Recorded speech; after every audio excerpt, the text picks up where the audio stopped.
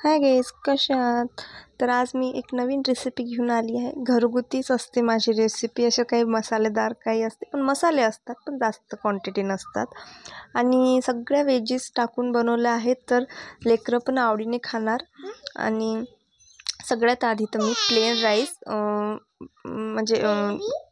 तरी 15 मिनटं मी पाण्यात भिजू घातले होते. आणि त्याच्यानंतर मग मी त्याला तेलाच्या तडक्यात शिजून घेणार. आणि 1 कटोरी पाणी, 1 ते 1.5 कटोरी पाणी तर शिजवणार, कारण मोकळे बनवायचे आहे आणि 80% शिजवायचे आहे. हो, 80-90. त्याच्यानंतर सगळा भाजीपाला तुम्ही पाहिला, पत्तागोबी, फुलगोबी एकदम बारीक चॉप करून घ्यायचं. कांदा, लसूण अद्रकची पेस्ट आणि पावभाजी मसाला मेन आहे याच्यात. हे स्किप केलं तर मग टेस्टच नाही समजा. आणि सांबार, पनीर सगळं कापून घेतलं. सगळ्यात आधी आपण कांदा आणि मिरची फ्राय करून घेऊया, कारण कांदा मिरची कच्चे चांगले नाही लागणार याच्यात. आणि गॅसचा कांदा आणि मिरची शिजवताना ना पावर थोडा कमी करायचा, कारण आपल्याला हे पूर्ण खुसखुशीत नाही शिजवायचे. मग त्याच्यात लसूण अद्रकची पेस्ट आणि पनीर, आणि हे मी विसरली होती, मग मी नंतर आणायला वेळेवर लावलं, कारण मला माहिती आहे पनीरच्या शिवाय याच्यात काहीच टेस्ट नाही. आणि मग सगळे आपण भाजीपाला टाकून देऊया, जसं पनीर, पत्तागोबी, फुलगोबी आणि वाटाणे. खूप बारीक कापायचे आहेत, आणि चॉपरमध्ये नाही, चॉपरमधले खूपच जास्त बारीक होते, ते चांगले नाही लागणार. तर एकदम बारीक आपल्या चाकूने चॉपिंग बोर्डवरच कट करायचे. आणि याच्यात आता जास्त काही नाही, आता याच्यात असे म्हणजे आता शिजतच सगळे मसाले टाकायचे. मी सगळ्यात आधी पावभाजी मसाला टाकला आहे.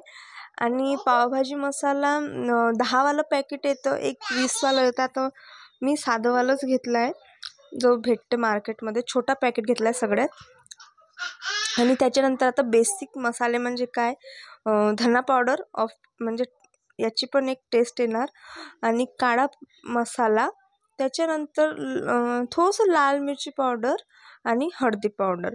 लाल मिरची पावडर याच्यासाठी की थोडंसं ना भात म्हणजे त्याला पण कलर आला पाहिजे.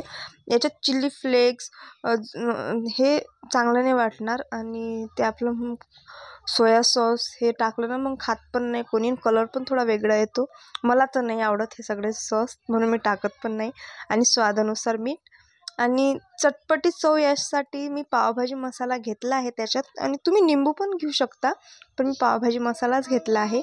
आता हे मस्तपैकी वाफेवर फुल गॅसवर झालं आहे, आणि फुल गॅसवरच करायचं. कमी गॅसवर ते थोडं जास्तच शिजून जाणार. आणि आता याच्यात आपण शिजवलेले तांदूळ ते टाकून द्यायचे. आणि याला तुम्ही कोणते पण घेऊ शकता. मी बासमती राईस घेतले होते, जे मार्केटमध्ये भेटतात तेच. आणि सगळ्यांनी एकदम मस्त आवडीने खाल्लं, आणि काही नवीन टेस्ट होती, कारण रोज रोज खिचडी खाऊन पण बोर होते, म्हणून मी आज मस्तपैकी असं वेगळ्या पद्धतीचं काही बनवलं. आणि चांगल्याने याला फ्राय करून घेऊया. आणि वीप इथे मस्ती करत आहे. आणि चांगल्याने असं असं चुरा नाही झाले पाहिजे, असे मोकळे मोकळे करायचं आहे. तर पद्धतशीर त्याला मिक्स करायचं. आणि आता शिजून घेतले आहे, तर सगळ्यात आधी मी माझ्यासाठी ना बिना संभाराचे काढणार, कारण आज मी माझ्यासाठी थोडे बिना संभाराचेच काढले. आणि त्याच्यानंतर ते मस्तपैकी शिजलं आहे, बघू शकता. 1 प्लेट बिन संभाराचे काढले, आणि सगळ्यांसाठी मग संभार टाकला, कारण जास्त न वरून कच्चा सांबार मला आवडत नाही, तर मी काही टाकलंच नाही माझ्या ह्याच्यात. आणि आता 1 कटोरी सांबार कापला तर तो टाकून दिला, आणि चांगल्याने फ्राय करून घेतलं.